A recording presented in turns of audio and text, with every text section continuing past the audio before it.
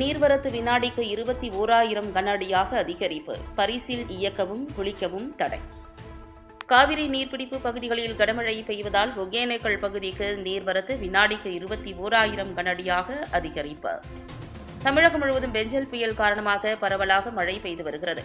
கர்நாடகா மற்றும் தமிழக காவிரி கரையோர பகுதிகளான தேன்கனி கோட்டை, நாச்சாபாளையம், அஞ்செட்டி, ராசிமணல், பிலிகுண்டுலு உள்ளிட்ட பகுதிகளில் கனமழை பெய்து வருகிறது. கனமழையின் காரணமாக தருமபுரி மாவட்டம் ஒகேனக்கல்லுக்கு நீர்வரத்து அதிகரித்தது.